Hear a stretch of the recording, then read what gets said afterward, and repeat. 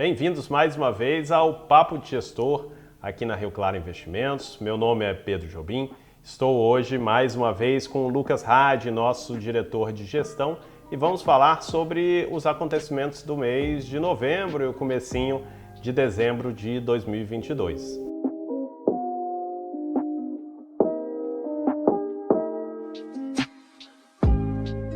Bom, Lucas, tudo certo? Passar a palavra. Queria começar a entender um pouquinho aí como foi o cenário, né? A gente passou por um momento decisivo aqui no Brasil, que foi ter finalmente o resultado das eleições, que já devem começar a definir muito do que a gente vem falando nos últimos papos e qual vão ser os próximos passos aqui na economia. E lá fora também a volatilidade ainda se mantendo. Queria entender um pouquinho o que aconteceu. Legal. A gente vai passar aqui tanto pelo cenário interno quanto pelo cenário externo. Novembro foi um mês quase de novo presidente, né? Você liga a televisão, sei lá, YouTube, rádio, qualquer coisa, só se fala o presidente eleito, presidente eleito, presidente eleito. O presidente mesmo, a gente pouco viu, e tudo muito já discutindo perspectiva futura, como não poderia deixar de ser, né? E vamos falar um pouquinho também de cenário internacional, onde o assunto, para variar, é juros, é recessão. Então eu vou compartilhar aqui alguns dados com vocês, né, o fechamento do mês, e naturalmente a gente vai falar das carteiras, como que elas performaram e também como que foi também a questão dos nossos portfólios, enfim, como que cada estratégia reagiu a esse mês de novembro. A gente teve um mês negativo para o Ibovespa e também para o IFIX. Eu vou explicar um pouquinho do porquê disso, tá? Daqui a pouco. O dólar ligeiramente em alta, o CDI estável, tá? Em um pouco mais de 1% ao mês, e o S&P pelo seu segundo mês consecutivo, uma alta bem expressiva, né? Uma alta que acumulada com a do mês passado já ultrapassa aí os 10%, depois do índice ter batido uma queda de mais de 25% no ano, uma queda muito expressiva. Passando rapidamente aqui pelos principais players internacionais, né?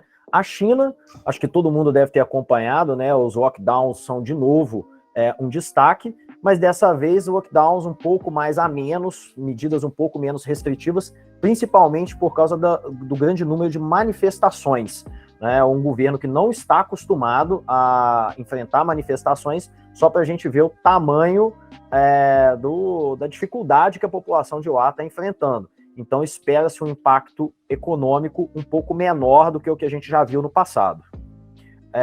No caso dos Estados Unidos, os juros foi a 4%, como já estava precificado, e a Bolsa foi positiva apesar disso. Por quê? Porque o 4% já estava precificado, os dados de inflação vieram um pouco abaixo do esperado, e isso, pelo menos que por um curto espaço de tempo, deu um alento, né, ou uma expectativa de que os juros pudessem começar a cair no meio do ano que vem. A gente não está trabalhando mais com esse cenário.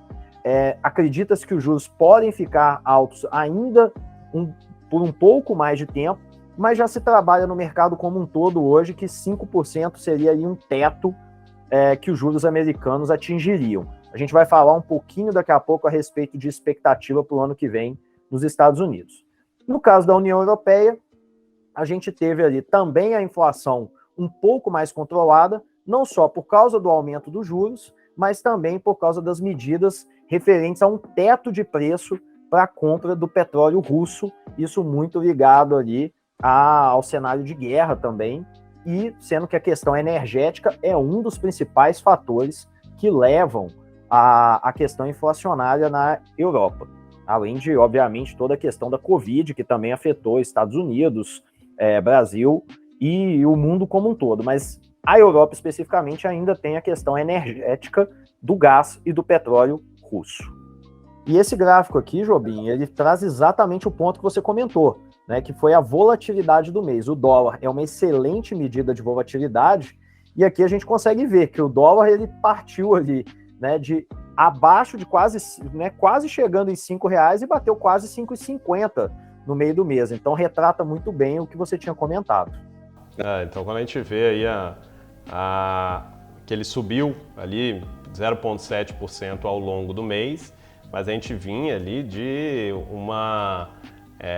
nervosismo em relação à eleição, depois um super otimismo em relação à eleição, né, quase passando ali da barreira psicológica dos R$5, né, que caindo abaixo dos R$5, mas depois com as discussões do governo, as frustrações, que eu acho que a gente vai entrar um pouquinho mais em detalhes no cenário Brasil, que a gente teve uma tensão muito grande do que vai ser, de fato, o próximo governo em relação à economia brasileira.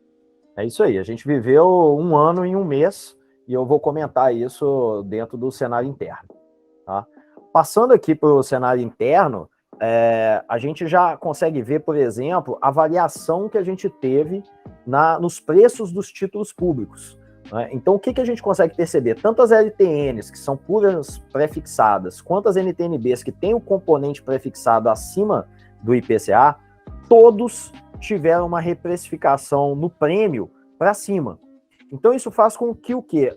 Que a taxa mostrando que a curva de juros teve se deslocou para cima, ou seja, se precificou juros futuros mais altos. Isso ficou claro até mesmo no Copom, que antes se imaginava uma taxa de juros, né, chegando ao final do ano que vem de 11,26%, já mudou. No final do ano que vem, a gente terminando em 13,23%, e todo mundo sabe, taxa de juros é uma medida para expectativa de inflação, é uma medida para risco país e é uma medida para política fiscal. Então, o que a gente está falando aqui e por que os fundos de renda fixa sofreram nesse mês passado? Óbvio que o fundo de renda fixa ele sofre sempre menos, né? Mas quando você vê que um fundo de renda fixa que está acostumado a dar 105, 110 do CDI e te entrega 90%, é exatamente porque houve uma reprecificação da curva de juros, um deslocamento para cima. E o que aconteceu? A gente teve o super otimismo num primeiro momento, porque todo mundo sabe, né, que o presidente eleito, Lula, ele teve uma boa receptividade no cenário internacional, muito porque o presidente Bolsonaro não dialogava muito internacionalmente, então o mundo viu como uma possibilidade de voltar a falar com o Brasil, tá? Mas desde o primeiro momento, o Lula se apegou muito às promessas de campanha. E ali ele foi a todo momento falando da questão, né, do novo Bolsa Família, foi falando a respeito de uma série de promessas como zerar a fila do SUS, algumas questões ligadas à educação também, mas em momento algum ele falou de onde viria esse recurso, de onde viria o dinheiro para fazer tudo isso que ele havia prometido e se comprometeu a cumprir. Né? Muito ele disse, por exemplo, o brasileiro tem que voltar a tomar café, almoçar e jantar. Ninguém questiona isso, mas ok, presidente, de onde vai sair o dinheiro? Então, fica muito fácil de pensar o seguinte, ele está falando que vai furar o teto de gasto, ele está falando que não vai ter disciplina fiscal. Não tem disciplina fiscal? Pode pensar em déficit fiscal, pode pensar em orçamento do Brasil não respeitado, pode pensar em taxa de juros explodindo, risco país explodindo. Então, no que aconteceu isso, acabou a lua de mel super curta, dólar explodiu, curva de juros remarcou para cima, e esse foi o cenário que a gente viu. Apimentado um pouco pela questão cada vez mais certa de que vamos ter um ministro da Fazenda por indicação política e não por indicação técnica. Muito se falou, talvez, de uma dobradinha Haddad e Lara Rezende, onde um é uma figura de confiança do presidente, outro é uma figura de confiança técnica do mercado. Mas essa ideia está cada vez mais fraca, muito caminhando para a ideia de um Haddad isolado. E a gente sabe que o mercado não entende o Haddad ali como uma figura que respeitaria o cenário de uma política fiscal mais austera, principalmente com a PEC que está sendo discutida, que é uma PEC feita para furar o teto de gasto. Naturalmente, é uma maneira de se legitimar a desobediência ao teto de gasto. Esse seria um problema também do presidente Bolsonaro, caso ele fosse reeleito, tá? Não estou dizendo que isso é um problema exclusivamente do governo Lula, mas a realidade é que está sendo tratado numa velocidade gigantesca o desrespeito ao teto do gasto, e isso não pode ser encarado como uma notícia positiva em nenhum cenário, tá? Perfeito, eu acho que é uma questão muito interessante que a gente vai decidir junto com essa PEC boa parte do que será o cenário fiscal brasileiro pelos próximos, talvez pelo próximo ano, talvez pelos próximos 4 ou 5 anos. Então, realmente, até conversando com outros gestores ao longo do mês, a gente vê que essa vai ser uma das maiores decisões financeiras que o Brasil já tomou nos últimos anos e vai impactar com certeza bastante o que vai acontecer com os nossos investimentos e com nossos juros, que é o balizador, né? Isso eu gosto de reforçar sempre nos nossos bate-papos, que a gente fala bastante disso, né? Os juros, ele baliza tudo. Se o juro sobe, a tendência é imediatamente desvalorizar todo o resto, ações, títulos prefixados de renda fixa, porque você, se tem uma oportunidade melhor investindo em juros, não vai querer investir em ações, não vai querer abrir uma empresa, não vai querer colocar a economia para girar, você acaba diminuindo o crescimento do país e, sendo consequência, uma piora no cenário completo. E para abaixar os juros, a gente tem que ter responsabilidade fiscal e menos inflação. É exatamente isso, acho que você sumarizou bem a questão, e tudo isso vem com uma sinalização muito forte quando você aponta um ministro da Fazenda que alinhado com essa tese ou não alinhado com essa tese, né, da austeridade fiscal. Passando para o cenário externo, eu acho que, poxa, esse final do gráfico aqui representa claramente o que foi o mês de novembro, representa claramente por que o S&P subiu tanto, né? A gente vê que o yield de 3 meses continua subindo, ou seja, entende-se que a taxa de juros americana ainda vai subir no curto prazo, mas quando você olha os yields de 10 anos e de 30 anos, a gente vê uma queda muito acentuada. Então a gente percebe que já há um entendimento de que a inflação está entrando num ritmo mais controlado e que a médio prazo pode-se esperar um corte da curva da taxa de juros nos Estados Unidos. Por que a taxa de juros nos Estados Unidos é tão importante? Tá? E aí eu vou pular aqui mais um slide e mostrar para vocês. Quando a gente está falando de taxa de juros se movendo, a gente está falando basicamente de bolsa reagindo no sentido oposto. Então, todas as vezes que a gente olha a taxa de juros subindo, você vê a bolsa caindo. Por causa disso que o Jobim acabou de falar. Se você tem uma taxa de juros alta, para que você vai abrir um negócio? Para que você vai investir em ação?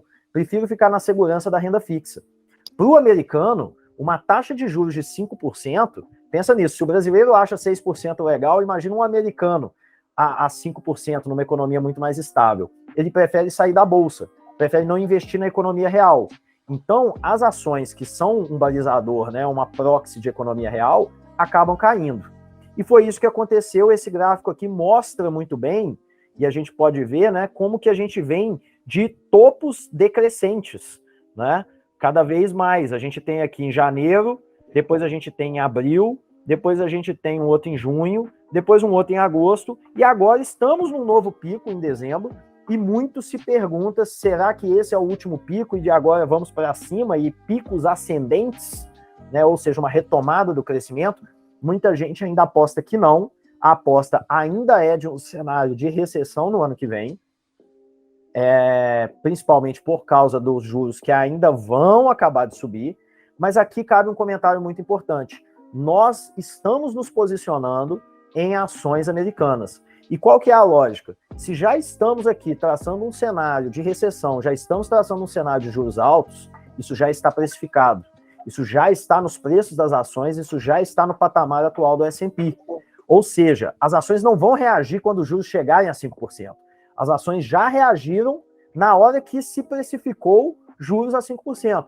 Portanto, a hora que eu tenho que comprar é agora. Quando os juros baterem 5% e a expectativa for de que de agora em diante os juros começam a cair, aí os preços das ações já começam a reagir e quem entrar naquele momento vai entrar muito provavelmente atrasado.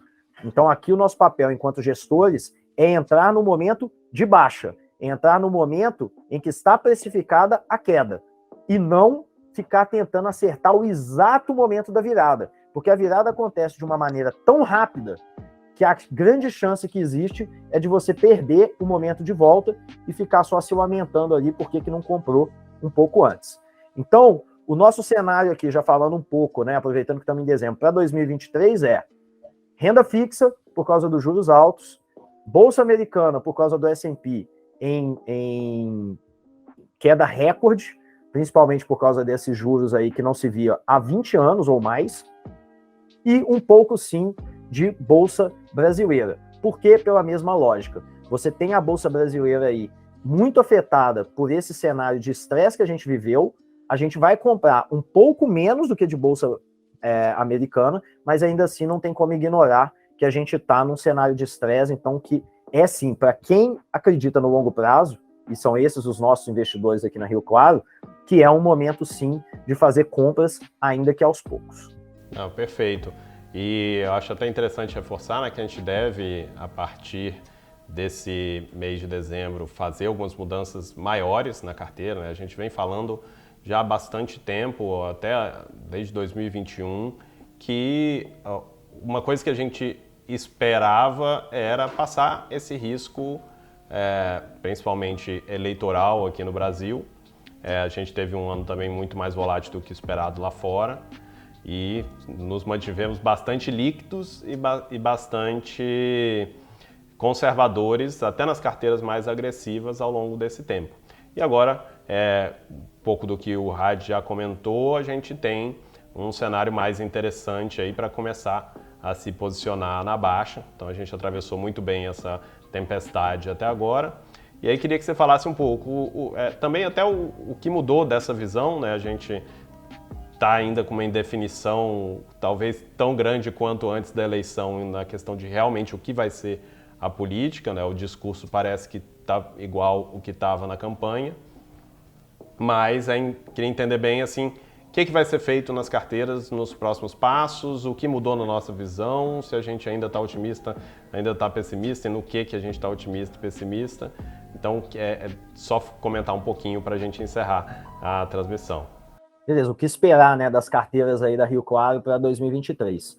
A gente está reforçando bastante a posição em renda fixa, principalmente em ativos IPCA+, não só porque a gente quer se manter protegido da inflação, mas porque a parte do prêmio adicional à inflação é uma maneira da gente se prender aos juros que estão em um momento fantástico, né, um momento, sem dúvida nenhuma, de juros altos. Então, essa parte a gente vai elevar bastante. Não deixa de ser uma parte da carteira com mais volatilidade, tá? Quem acompanha, por exemplo, as NTNBs, sabe que, apesar de ser renda fixa, tem volatilidade sim nessa parte da carteira, mas a médio prazo e longo prazo é uma posição sempre muito vencedora, principalmente no Brasil. A gente volta a carregar um pouco mais a carteira em multimercados. Eles que ficaram fora da carteira, porque num juros de 2% não fazia sentido pagar 2% de taxa de administração. Agora a gente volta a ter um Brasil com taxa de juros de quase 14%, 2% de taxa. Fica muito convidativo, principalmente falando do nível e da qualidade dos gestores que a gente vai e já está incluindo dentro das carteiras. E na parte de ações, a gente vai ali completar, principalmente com ações americanas e ações brasileiras. As ações brasileiras, como eu disse, ainda num formato 50-50 com as ações americanas, porque o cenário americano hoje é um pouco mais convidativo, pelo fato de que lá houve uma queda mais acentuada e é uma economia que tem uma capacidade de recuperação mais acentuada do que a nossa. Sem falar que o cenário lá ainda é um pouco mais claro do que o cenário brasileiro. Mas, naturalmente, a gente tem que ter ações brasileiras, porque não deixa de ser uma janela de oportunidade. Resumindo, a gente tem um 2023 com muita oportunidade, mas a volatilidade vai continuar.